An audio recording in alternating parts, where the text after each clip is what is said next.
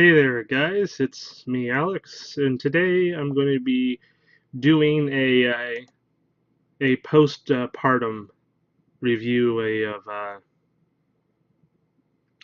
Galaxy of Trian, and this is a game that is a board game that was ported to mobile and then ported to Steam. It recently showed up in a bundle over at Nagala, so I wanted to give it a try since I've been in the kick of trying board games, at least digital board games. So the idea is, the reason why I can't do anything at the moment is I just wanted to show you how buggy this game is. I completed the campaign and I can't escape the game anymore whatsoever, and I'm gonna have to hard crash the game in order to get back into it.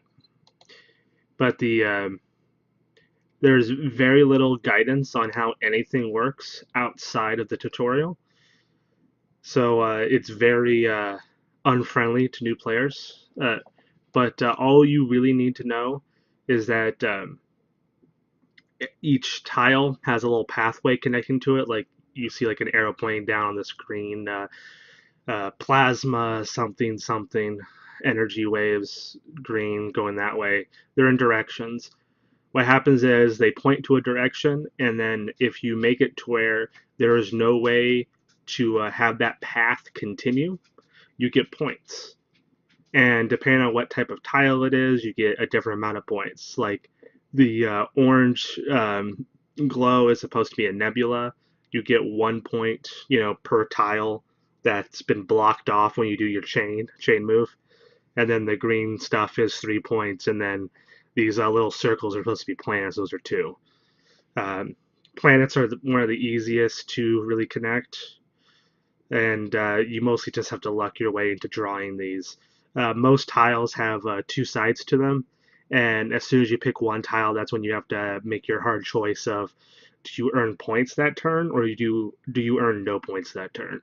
Because the level of luck in this game is so severe, especially the more players you get into it. Because if it's 1v1, then you can kind of play the game like checkers because that's the level of sophistication this game has.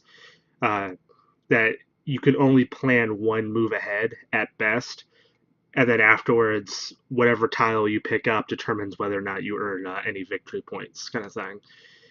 Uh, it's just it has so many fundamental flaws as a game, especially if you spent like more than $20 on it. And I know the retail price for this game, if you had the board game edition, is way more than $20. I think the best way to describe it is a game that those puzzle box sets that you get where like, oh, it's like an educational tool, like, oh, make it to where when you combine all the triangles together, you all the lizards connect, like, there's the tail and the head, like the body's there in each triangle. Can you pull that off? And then that's this game. It's just there's not a lot to it. That's the whole point. It does have functional AI. They don't always make the best decisions, but there you go. So like this planet was connected down to another planet right there, so they chained off and gave the person 4 points. That sort of thing. It's it's just it's so plain and basic that it's kind of even a shame that it exists, let alone that it was so successful. So welcome to the sci-fi version of checkers. Galaxy of Trian. I don't recommend it, but it's not a bad game. Like, it's like 4 out of 10, 5 out of 10 if best, where it's competent, but it will do nothing, like nothing significant. And have a good day.